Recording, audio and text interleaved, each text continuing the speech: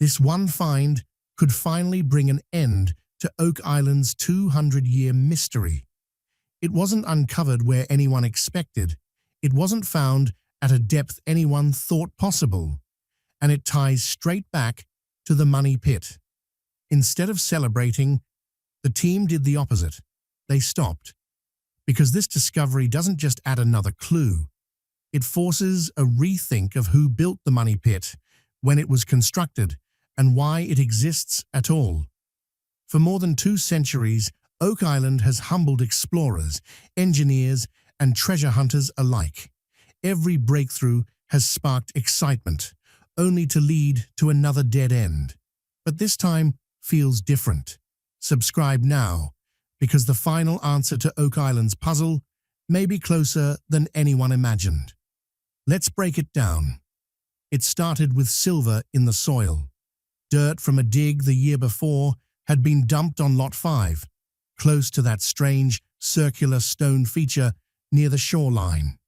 Over 10 truckloads of material were moved there as the team tried to understand what that structure even was. Some believe it's far older than previously assumed. Artifacts from completely different eras, 14th century tokens, 17th century tools, fragments of ancient mortar, were all turning up together. That kind of mix doesn't happen by accident.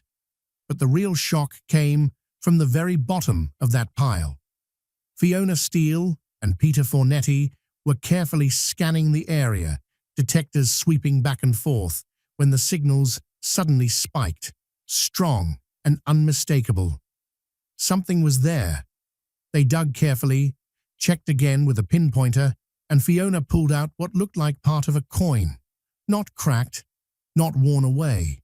It had been deliberately cut, clean and precise, like someone intended it to be split. Back in the past, silver coins were often chopped into pieces to make smaller change. This fragment fit that pattern perfectly. Heavy, bright, and unmistakably silver. At first, the team wondered if it might be Spanish, possibly tied to pirates, soldiers, or early traders who once moved through these waters. They secured it immediately and sent it for expert analysis. At the lab, archaeologist Laird Niven and metals specialist Emma Culligan took over. Emma began with surface scans, which showed the familiar reflective qualities of silver, though years underground had left the surface rough and scratched. Then she moved to elemental testing. The results were clear: silver with trace amounts of lead. But there was more. Faint lettering began to appear, GVLY, along with a tiny symbol resembling paired triangles. Digging deeper, Emma made a critical identification. This wasn't Spanish at all. It was English, specifically a William III shilling from the 1690s, earlier than many expected. That changed everything. This wasn't pirate loot or random debris. It suggested organized activity on Lot 5 decades before the commonly accepted timeline. Soldiers, workers, payments, or something far more secretive. There had long been theories that British troops were involved in covert operations on the island. Some researchers even claimed that after William Phipps recovered treasure from a sunken ship, portions of it may have been hidden on Oak Island and later lost when attempts to retrieve it failed. This coin suddenly made that idea feel a lot less far-fetched. If British forces were stationed there, digging, building, and being paid with silver brought from home, it would explain how a cut English shilling ended up buried beside a stone structure that seemingly doesn't belong in that location or that era. The excitement spread fast. Rick Lagina, Marty Lagina, Craig Tester, everyone wanted answers. Was this just a lost coin, or the first solid link to something much larger still buried underground? Because one coin is never just one coin. Further analysis confirmed the match. The size, markings, design elements, and clean cut all aligned perfectly with a William III shilling. Combined with the other 17th century artifacts already found on Lot 5, the timeline wasn't shifting by a few years, it was moving back by decades. No one claimed this was the treasure itself. It wasn't gold or jewels, but it was a signal, and signals accumulate. A coin here, tools there, a precisely built foundation unlike anything else nearby. Mortar matching samples taken from deep inside the money pit and near the stone cross. Individually, they raise questions. Together, they tell a story, or at least hint at one. More scans were planned, longer tests, deeper analysis. The team wanted every possible detail. Engraving fragments, symbols, anything that could explain who brought that coin there and why. They knew what it was and where it came from. Now, they needed to understand its purpose, so they went back. Same location, more soil to sift, more ground to scan. Because if one quartered coin made it into that pile, others might still be waiting. And if coins were being cut for use, a full one could still be buried nearby. For now, all attention stayed on Lot 5. The unusual stone feature, the early tools, the mortar that shouldn't be there. The patterns were becoming harder to ignore. Additional scans revealed clearer shapes, a tied ponytail, ribbon-like triangles, decorative elements that matched historical drawings of William III coinage. This wasn't speculation anymore. The cut was intentional, clean, purposeful. In the 1600s, silver meant value. Cutting a coin wasn't random. It reflected urgency, trade, or movement. Maybe someone needed quick change. Maybe a deal was happening fast. Or maybe someone was trying to disappear. And if that coin was dropped near that stone structure, then the structure itself suddenly mattered a lot more. Some believed it was just a foundation. Others argued it was too exact, too carefully constructed. Mortar traced back to deep money pit layers had appeared in its seams. Add to that 17th century iron tools, long before official settlement records, and the picture became unsettling. Someone was there earlier than history admits, and they were building something. Emma's extended scans revealed even more subtle details, scratches, shapes, composition consistent with late 17th century English currency. This coin hadn't simply rested in the dirt. It was part of it, buried deep, only recovered because earlier excavations moved soil from its original resting place. Those spoil piles didn't just hold rocks, they held centuries. Now the search shifts again. Big equipment, bigger expectations. The team is chasing what they believe could be Shaft 2, a wooden structure first documented in 1805, reportedly just 14 feet from where the legendary money pit should be. 14 feet from the truth. If they can locate it and confirm it's authentic, they could be standing directly on the trail that leads to the gold. There are no promises, only risk. That's the gamble they're willing to take. What they're after now isn't treasure itself, but something just as important. Massive ancient timbers buried far below the surface, and not just any wood. They're looking for beams with visible growth rings, the kind that allows scientists to pinpoint the exact year a tree was cut down. That's the strategy. Find a beam, date it, and hope the results land in the early 1800s. If they do, it could mean they're finally closing in on something real. Almost immediately, the excavator begins chewing through rock and compacted soil, digging deep enough to strike resistance. Then suddenly, it happens. A large piece of wood breaks free from the side wall.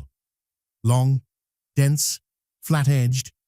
It could be part of a shaft wall, or it could be nothing. But it looks promising. The crew pulls it out, clears the dirt away, and takes a closer look. The edges, are thick and rounded, possibly even showing the outer curve of the tree itself. That's exactly what they want for testing.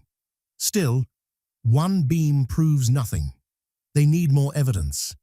Digging resumes. Minutes stretch into tense waiting. Then someone notices something darker in the soil. Much darker. The kind of wood you don't see often. Aged, weathered, possibly centuries old. A mirror is lowered into the shaft so they can see inside. It's tight. The hole is more than 40 feet deep, nearly straight down, with walls that give no margin for error. The machine operators are working almost blind, lowering the bucket and hoping it catches something without destroying it. After several careful attempts, another massive timber comes up. This one is enormous, thick, solid, cleanly shaped. And then comes the surprise: no nails, no metal at all. That detail matters. It suggests an older construction method, possibly from a time before mass-produced fasteners, when structures were built with tight joints instead of spikes. Then everything stops. The metal detector suddenly goes off. Right there, emerging from the dirt, is an iron spike. But not a modern one. It's a rosehead spike, the kind forged by hand by blacksmiths in the 1700s and early 1800s. Rough, hammered, topped with a flower-shaped head. That single piece of metal could be the confirmation they need. Old wood, hand-forged spike, correct depth, correct location. Still no treasure, but now they have something solid.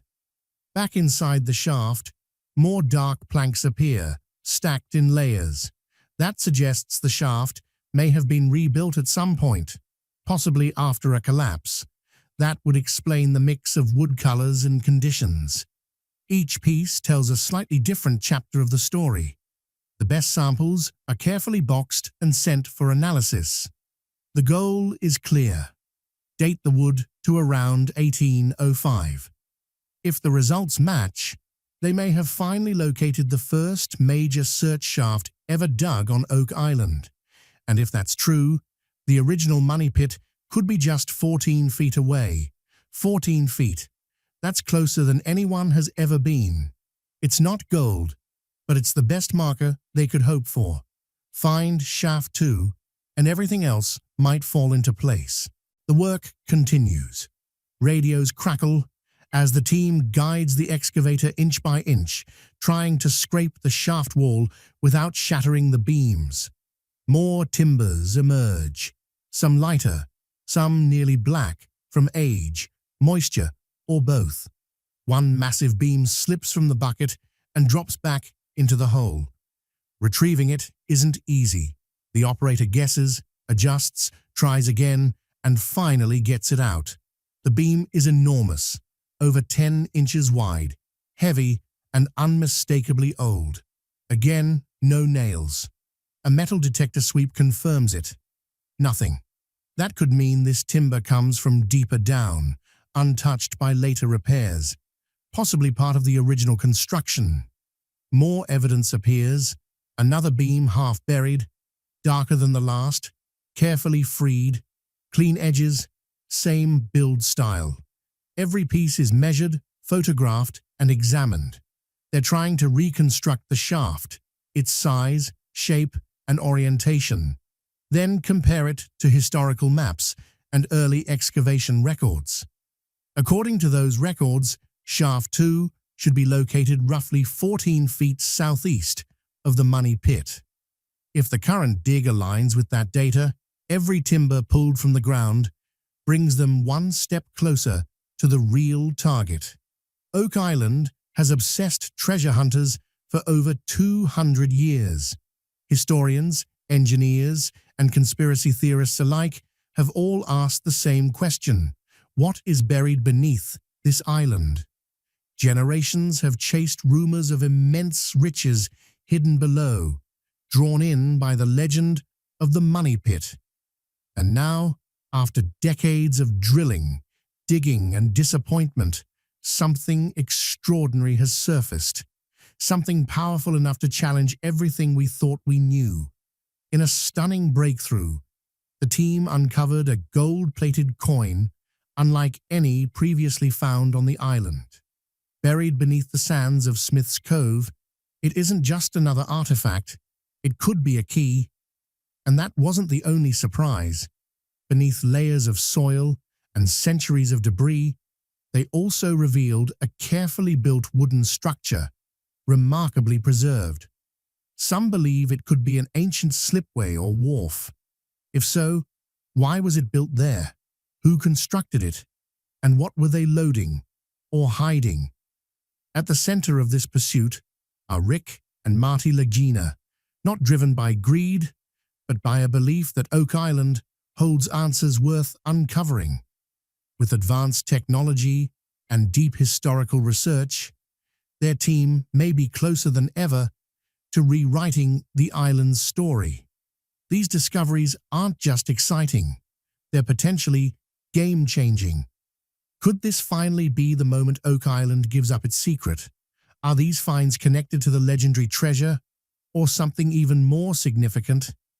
The story began back in 1795, when a young man named Daniel McGinnis noticed a strange depression in the ground. Along with his friends John Smith and Anthony Vaughan, he dug into the site and discovered layers of oak logs placed at regular intervals, clear evidence of an engineered shaft. The Money Pit legend was born. Over time, reports of inscribed stones, flood tunnels, coconut fiber buried deep underground, and complex booby traps only fueled the mystery. Coconuts don't grow in Nova Scotia. So how did that fiber get there? Why go to such lengths unless something valuable was being protected? Some believe the pit was designed as a vault.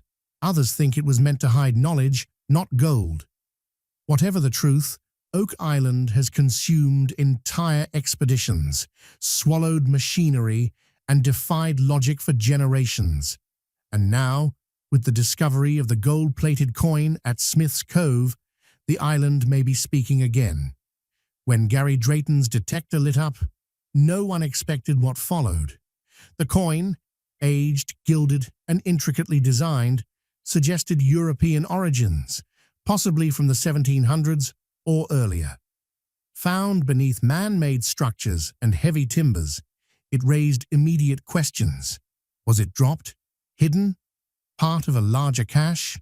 No definitive answers yet, but its presence confirms intent, planning, purpose.